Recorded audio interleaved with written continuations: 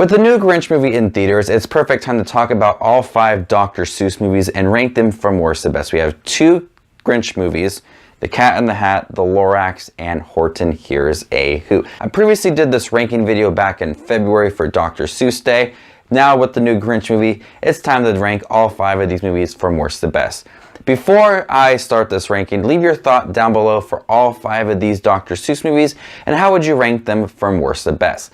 So let's start this video off with number 5, Horton Hears a Who. It's not like Horton Hears a Who is a bad movie, it's just not a memorable film. I saw it in theaters and I thought it was a cute film with some good animation. I like the voice acting in this movie from Jim Carrey and Steve Carell, but it's a film that has some problems. I really liked Horton as a character and I wanted to see more of Horton in this movie. But when we got the Who's, I wasn't invested as much as I wanted to be in that storyline. And yes, they kind of connect to each other, but I do think that Horton is a cuddly character that I wanted to see more of, and I really could care less about the Who's in this movie. And when they went back to those certain sequences, I was taken back out of the movie and kind of lost interest as the movie progressed. Like I said, the animation's great, the voice acting's good, it's a funny film, but I could care less about the Who's. Coming in at number 4 is The Grinch. This is the newest movie from Dr. Seuss's library, and kind of like Horton Hears a Who, this is not a terrible film, but it's a film that just didn't feel true to the character. It was too bright and too warm, and the Grinch had this brief backstory, and it didn't really add the depth to the character that I wanted to. He went into Whoville to get some Who hash, and no one paid any attention to him. I like the story of people being afraid of him, and he hates Christmas,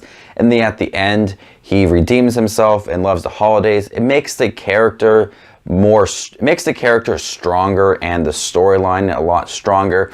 I just didn't feel that connection and that depth to the storyline that I wanted to. But Illumination definitely crafted this movie so well. It is beautiful. One of the best animation films I've seen this year in terms of quality. Benedict Cumberbatch does his job as the Grinch. It's a pretty good performance, but overall, I don't think there's a lot of depth to the character and doesn't make the overall storyline really worth watching. Coming in at number 3 is The Lorax. Now, when I did this ranking video back in February, I put it as number 2. But The Lorax kind of suffers what Horton Hears a Who does. I really like the storyline of The Lorax. The Lorax is one of my favorite Dr. Seuss stories. I always read it around Earth Day, and we do projects in class around The Lorax. And I think The Lorax was beautifully crafted, and Danny DeVito did a great job voicing that character. But once we get to the other people, like the person voiced by Taylor Swift and Zac Efron, I'm not interested in that story. It's bright, it's fun, it's upbeat, the kids love it, but it's not a storyline that I'm interested in watching. I want to hear about the Lorax and the person who destroys all the trees. I want to see that story progress because it's such a good story and with good morals and a good meaning, and they kind of just go away from that at certain times. Yes, that character was in the book as he was being told the story. We didn't need much more of those sequences in the movie. So those sequences take me out of the movie. I'm not interested in them. I really don't care. And once we get back to the Lorax, I love it. Coming at number 2 is The Cat in the Hat. Now, The Cat in the Hat is a terrible movie. It is bad.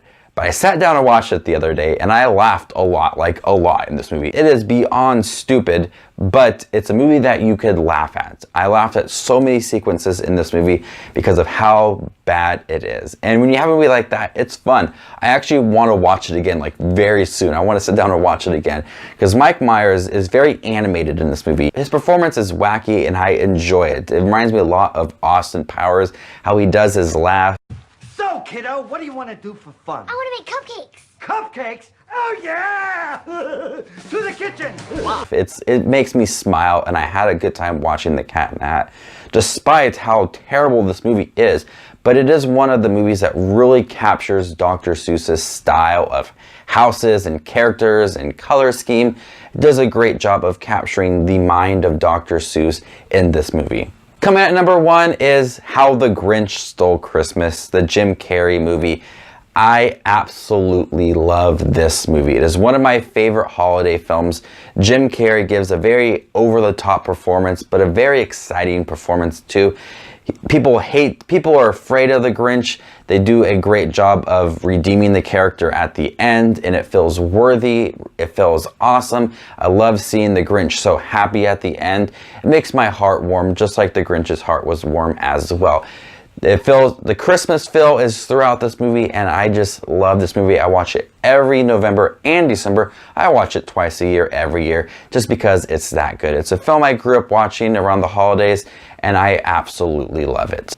So, what is your favorite Dr. Seuss movie, and how would you rank these from worst to best? I know there's some shorter movies, but I'm including the ones released in theaters, the longer movies, not the short Dr. Seuss movie we got in the 60s. How would you rank these from worst to best? Leave your thoughts down below. Once we get The Cat in the Hat, the animated movie, I think by Illumination again, I will rank these movies again from worst to best. You guys are the best as always.